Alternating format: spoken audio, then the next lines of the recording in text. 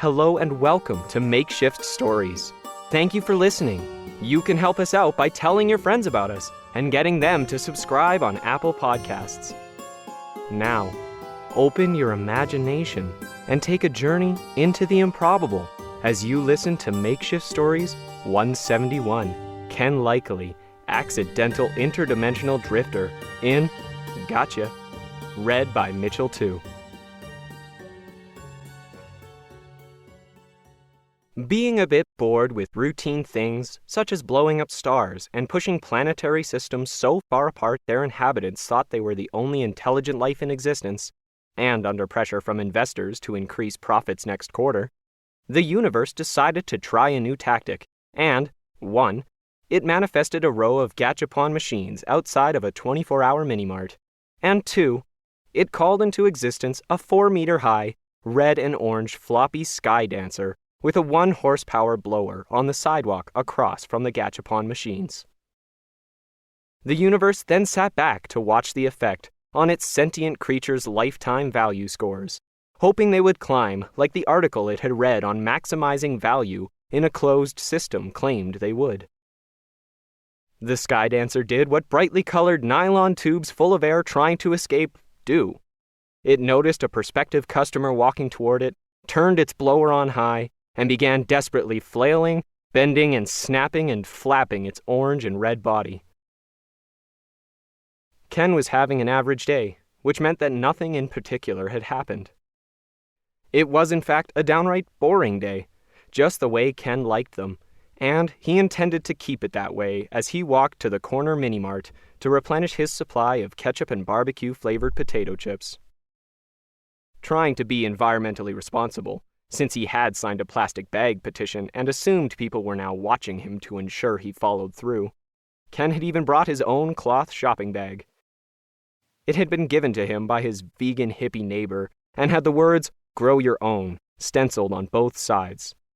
It made Ken feel responsible, like he was finally doing his part. As Ken turned the corner to the mini-mart, he spotted something new. There was a skinny, red and orange flappy thing about 4 meters high, which was apparently waving at him on the sidewalk in front of the store. Ken found he couldn't take his eyes off the hypnotic, flailing arms and tripped on a sidewalk block, which had recently decided to pop up a couple of centimeters above its neighbors to become a hazard for inattentive pedestrians. It, too, felt that it was now finally contributing to the sidewalk anti-pedestrian movement and sighed with the sense of a job well done. Picking himself up off the ground, Ken pulled out his phone and checked the city website to see if there were any bylaws against bright, floppy, flapping figures beside busy streets. They were so distracting, he could see how they could cause an accident. Finding nothing, he made a mental note to suggest a new bylaw. He checked the knee of his favorite cargo pants for rips as he got back to his feet. The flippy-flappy seemed to Ken to flap more vigorously as he approached the front of the store. One orange arm suddenly darted out, pointing to a row of weird-looking vending machines, which Ken had never noticed before, lined up beside the door, stacked 4 rows high. The word Gachapon came to mind. He read somewhere they were all the rage in Japan. They offered a random choice of everything a 7-year-old Ken would have wanted, and secretly still did. Little put-together things in capsules like action figures, anime characters, little dolls of TV show actors, everything. Ken's eyes were drawn to a Gachapon, boasting a collection of super marionation characters from his favorite British TV kids show, which had already been in rerun for 20 years when he was 6. He had once imagined growing up to be Mike Mercury, the dashing hero of Supercar, produced using puppets on strings. Or, as the production company called it, super marionation.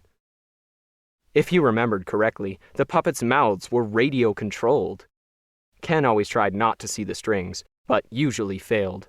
Nonetheless, he had never seen supercar action figures before, and he immediately had to have them all. Ken frantically dug in his pocket for change, jammed it into the Gachapon machine, and excitedly twisted the big knob on the front. After some dramatic clunking sounds, a bright blue capsule dropped down into a tray. Impatiently, Ken ripped off the plastic seal and tore the capsule apart. Disappointment surged through him as he picked a chocolate egg wrapped in brightly colored foil out of the center. Determined to try again, he rummaged through all of his pockets for more change. Finding none, and being a bit indignant about the prize, he rushed into the mini-mart, determined to get more change, and of course complain about misleading advertising on the Gachapon machine. "A Kinder Egg? Really?" Ken muttered as he approached the checkout. "I need change for those machines outside. And what about this?" He dropped the chocolate egg on the counter. The clerk looked at it confused. She knew this guy. He was on the loyalty program and was in the store every couple of days, checking out new arrivals in the snack food aisle. She surreptitiously pulled up his purchase history on the till's screen. One Ken Likeley, and he was in the store's top customer lifetime value category. A service note advised her to humor him and recommend an upsell. Buy 6 bags of chips and get one free. "We don't sell those here, sir," she replied as calmly as she could, adding an extra nice smile, which a note in the customer relations management system recommended to smooth out most potential customer relations issues. "However, we have a special deal on chips today." Ken, still focused on his disappointment and the need for change so he could try again, missed the offer. "I need change for the machines," Ken repeated. "I'm sorry, sir. There are no machines outside." The clerk shyly admitted, but, wanting to let Ken down easy, offered to change a 5 anyway, knowing Ken would be back for the chips. The customer relations management system estimated his consumption and indicated he was out of ketchup-flavored crinkle chips. So, there was no need to jeopardize a great customer relationship over some small detail like change for non-existent vending machines. Ken swept the change and the egg off the counter, then rushed outside, but the Gachapons and the floppy Skydancer were gone. Disoriented, Ken did what came naturally, reached into his pocket, unwrapped the chocolate egg, and ate the shell to reduce his anxiety, took the small plastic capsule, shoved it into his pocket, then went back into the mini-mart and bought 5 bags of chips. Figuring she had already done her job, the underpaid clerk didn't remind Ken about the deal, rang in the sale, and watched Ken leave, obviously feeling distinctly unsatisfied with the universe. She had a momentary pang of guilt, then went back to making videos for her online channel, which consisted mostly of surveillance footage from the store's CCD cameras, of customers browsing the snack aisles while she whispered the ingredients of the things they bought. She had an audience of several million, which peaked when Ken was in an episode. Later that night, she would negotiate a lucrative ad deal based on the numbers the most recent Ken episode had brought in. Meanwhile, the Gachapon machines, Flippy Floppy Skydancer, and the universe took the rest of the day off, on the grounds they had done a great job adding new value. Ken decided a pizza would help fill that unsatisfied feeling, but even after the 4th piece, and with a bag of barbecue-flavored chips thrown in, the whole experience of the mysteriously vanishing Gachapon machines left a bad taste in his mouth, until he remembered the capsule from inside the unwanted chocolate egg. He fished it out of his pocket to examine the thing on the off chance it contained the prize he had been hoping for. Ken impatiently pried at the seam running around its plastic belly. The seam, doing its job not to make things too easy, fought back until it sensed its tormentor was about to give up, then let go with a pop, releasing a small, cellophane package, which fell onto the floor. Eagerly, Ken reached down to grab it. Disappointment welled up from his hand to his brain as he realized it was a tiny Gachapon and a piece of paper which said, "To get your real prize and more, download our app," which Ken did. "Hey, dude, what you doing, man?" Leaf, Ken's unique neighbor, yelled from across the street. "Me and Planet are just getting back from a rad walk. You should come with us sometime, dude. Judging from the number of chip bags in your recycle bin, you really need to stop copping out of the physical, man. Walking gives a chill vibe, better than any ASMR vid, 'cause it's the real and the now, man." Ken was standing, arms stretched out, holding his cell phone with one hand, while the other fumbled around on the screen. It's a new game I downloaded. Kind of an AR collectibles treasure hunt thing. Wait, why are you looking in my garbage, Leaf? You throw out useful stuff, man, Leaf shyly admitted. And the bin says recycle, dude, and that's what I'm doing. Reusing the stuff you're dumping. Ken's fingers suddenly stopped moving, then he yipped and cursed. I missed the ideal window. Thanks, Leaf. I was going for Thunderbird too. It's hard to get, you know, but you threw my timing off. Kenny, dude, look around the phone, man, not through it. Your mailbox just morphed into something that looks like 2 upside-down cake pans with antennas jammed into it. Oh, it's the space station from Thunderbirds Are Go. That's not what I wanted. And that was the end of my free trial, too. Thanks for the distraction, Ken added sarcastically. I'm not exactly picking up what you're laying down, neighbor. Leaf moved up behind Ken and stared at his phone. What you trying, man? Some mean digital psychedelics free for first try type of thing? He probed, scratching at his beard. Planet, who had been patiently waiting, tilted her head and barked. She wants to see too, man. Can you tip the phone down a bit, Kenny dude? Ken scowled, but obliged, and angled it down a bit so he could keep his eyes on the screen. Planet looked perplexed and barked again. Yeah, girl, I know, Leaf soothed, as the mailbox began to question what shape it should be, and started flickering between sandwiched pie plates and what more or less met the community architectural guidelines for mailboxes. Ken suddenly jerked the phone back up and stared intently at its screen. It says I have 10 seconds to buy an upgrade and get a bonus turn, or I lose my free prize. I just need to give it my credit card. Hold this. He shoved the phone into Leaf's hands and dug into his wallet for a credit card. Don't! Planet and Leaf barked and yelled, but it was too late. Ken had grabbed his phone back and was frantically slapping at its screen with his fingers. The mailbox happily settled into its new form, and Ken breathed a sigh of relief. I've never seen Super Marionation collectibles before. I was obsessed with those shows when I was a kid. Leaf shrugged, and Planet tilted her head. You know, Thunderbirds Are Go, Fireball XL5, Joe 90, and Supercar? All pretty obscure British stuff, I guess, done with puppets on strings before I was born. Wow, it's like the app magically knew, like the universe figured it out. I'm impressed. Which was both true and false.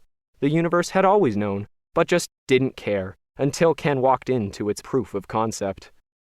Now, determined to exceed investor expectations next quarter, it paid close attention to Ken's obsessions indeed.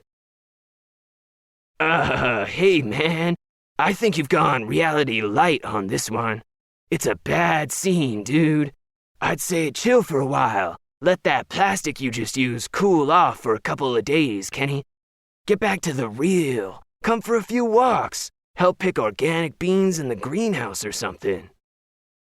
Ken's eyes drifted back to his phone. His eyes grew wide. If I can get to my dining room in the next couple of seconds, there's a chance to win the 50th anniversary Thunderbird tablecloth. It's got all the cool ships and all the characters too. He ran off, tripping on his doorstep before stumbling through the front door. The door, the doorstep, Leaf, and Planet all shrugged. The door and the doorstep more out of embarrassment. Being a cool architectural element which both aspired to, around Ken was sometimes challenging. Planet yipped and scuttled around to face Leaf. I know. The universe is, well, it's like gone down some weird rabbit hole, man. Not cool. And it's focused on Kenny.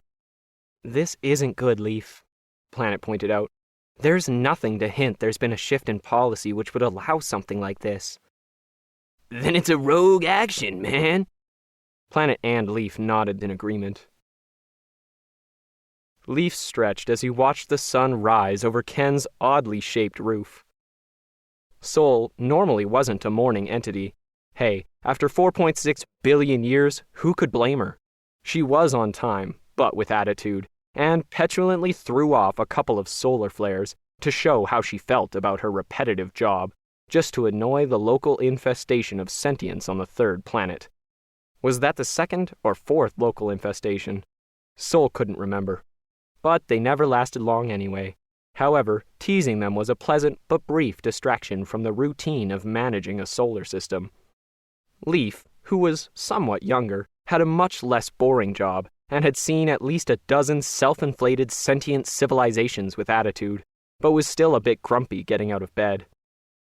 Planet, on the other hand, never seemed to have a problem, which occasionally made Leaf reconsider the role he had chosen on this gig. As Sol rose and Leaf's eyes adjusted to the glare, he could make out some very unusual changes to the silhouette of his assignment's home.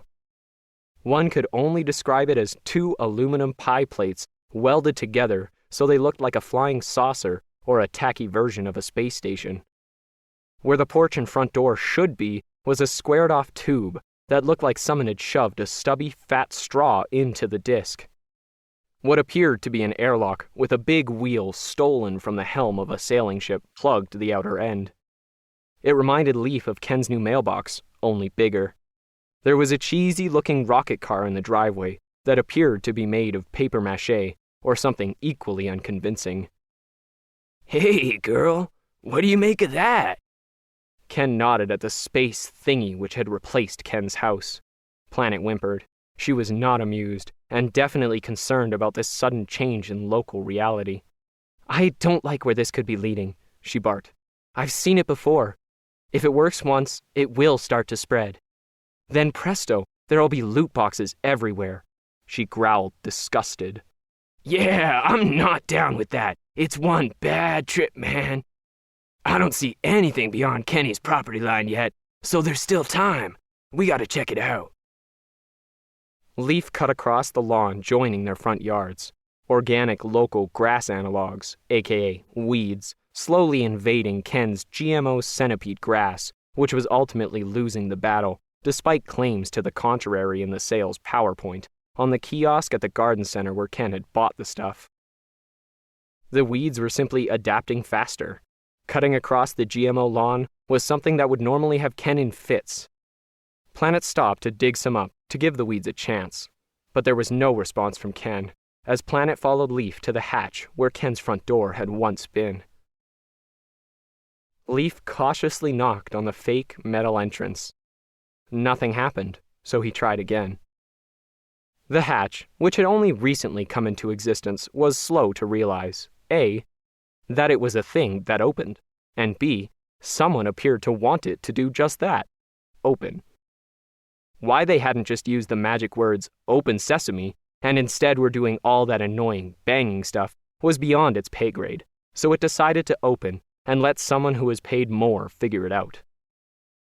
The hatch suddenly popped open, and Leaf tentatively poked his head in. Kenny, my man!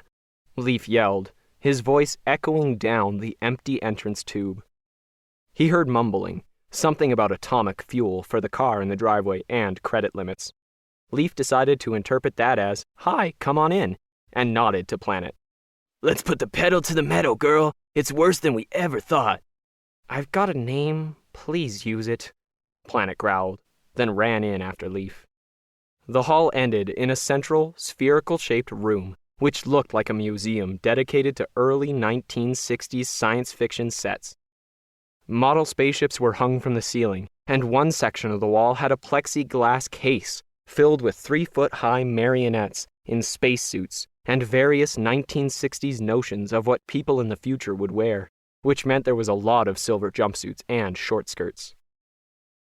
Ken stood in the middle of his living space, wearing an AR headset, flailing his arms around, muttering, Come on, process, darn it. I've only got 5 seconds before they sell the atomic power cell to somebody else. Process! Hey, dude. What's up, man? This looks like a pretty heady scene. Have you looked around without those goggles on recently? Things are really elsewhere, and that's not cool. Oh, darn, it's gone. I couldn't set up my second credit card fast enough. What do you want, Leaf? Ken complained. I thought I locked the door. Those power cells rarely come up. Thanks for the interruption. Not. The battery lets you fly the car. I've got everything else. It's a competitive collector's community, you know, and it took all night to get this stuff and these glasses. I won them in a treasure chest. They're really cool and helpful. 1 hour delivery. These people really have it figured out. Yeah, it sure got you nailed, man. Kenny, look without the glasses, dude. Why? I was just beginning to have fun. It's an amazing game. Collector 76. It has swag and gear for everything I was ever interested in as a kid. Leaf walked over and rudely pulled the glasses off of Ken's face. Hey, that's not nice, Leaf. The AR glasses, suddenly finding themselves without a user and really wanting to get back on someone's face, after all, that was their reason for being, sensed who they were closest to, and began to display lists of heirloom seeds, then vibrated enticingly. Leaf couldn't help himself and looked down at the offending device. He began to lift it up to his eyes, then yelled as Planet bit his ankle, causing him to drop the AR glasses onto the futuristic-looking shag carpet embroidered with Thunderbirds Go and International Rescue logos. All hand-crocheted, the label proclaimed, which was hidden at the moment, under the back corner of the groovy-looking white plastic coffee table. Ken, despite decades of instincts to the contrary, dived for the AR rig, but in mid-flight managed to look around the room. Not being the most coordinated person, he missed and landed on a Space 1999 chaise lounge, looking startled and confused. Wow, this stuff is really here, he finally admitted in a surprised but somewhat happy tone, then took a few seconds to admire his handiwork, while Leaf rubbed his ankle and Planet growled at the glasses, wagging her tail excitedly. The glasses, getting desperate to find a new user, and fast, had switched its display again and were now scrolling through an array of pet-friendly alien-looking high-tech devices. There was a countdown in the top of the lens, and the words, "Get one of these. Add your credit card now." "Hey, those are mine," Ken yelled, reaching for the insidious AR device. After being momentarily distracted by Planet's desires, they got back to business and displayed a new treasure box for Ken, which they claimed might contain the coveted atomic power cell. Ken threw them on, then frantically searched through the deep pile carpet until he found his other credit card, which had been camouflaged by one of the logos. "Wow, twice in one day!" he shouted with glee. Kenny, dude, man, don't! If you make that transaction, the world will run out of bread. Ken shrugged. Bread, man, money, you know, the economy. It'll tank under the debt. Can you dig that? It's a scam, dude, and you're the test case, the patsy, and you're just about to go all whale on us. It's fishing for whales. Whales? Ken questioned. Yeah, man, the suckers who buy all the in-app stuff, and you're just about to become one. Ken hesitated, new credit card in one hand. Well, I did max out my other card, he admitted, somewhat embarrassed. There are 3 stages to total global monetization, Ken, Planet barked, starting a lecture. Hook, habit, and hobby. Considering you've admittedly bought the entire Super Mario Nation fan collection, that puts you at the start of the hobby stage. When they can't sell you anything else, they'll sell you consumables, like the atomic battery. And that'll just be the start, Ken.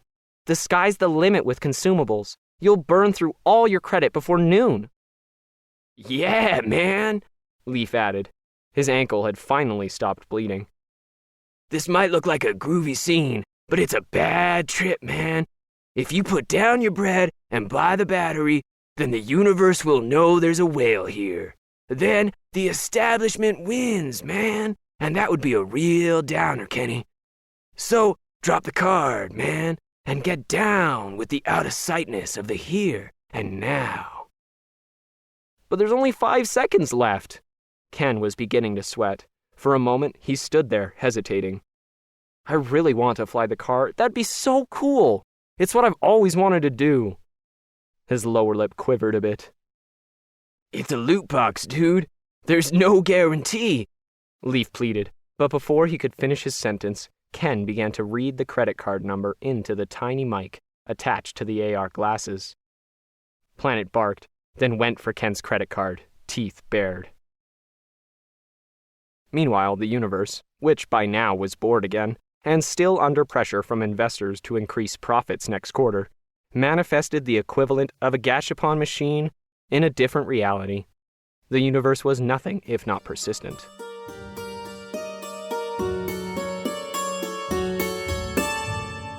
Makeshift Stories is a proud member of the Alberta Podcast Network, powered by ATB Financial. To listen to other great APN award-winning podcasts such as That's a Thing, a sometimes belated, already outdated guide to your teens, tweens, and everything under 20, please head over to albertapodcastnetwork.com. This episode is brought to you in part by Alberta Health Services, which has an important message to pass on. Please take a listen. We ask these children if they know when to go to emergency and when there are other options. Maybe if someone had a seizure or a heart attack. I would go to emergency if I was paralyzed or broke something. They're there to treat people that are really sick or really hurt. If you have an emergency or if you're not sure, we're here to help. Know your options. Call HealthLink at 811 or visit ahs.ca/options. Makeshift Stories is released twice a month around the 1st and the 15th. This month's story was written by Alan V. Hare and read by Mitchell Tew. Opening and closing theme, Magical Mystery by 8th Mode Music, is licensed from Audio Jungle on a music mass reproduction license. If you'd like to connect with us, please send an email to makeshiftstories@gmail.com or visit our website at makeshiftstories.com. Links to both are in the show notes.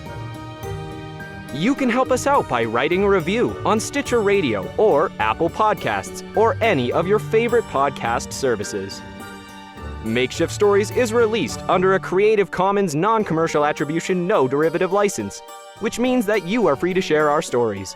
Just remember to credit us and don't alter anything.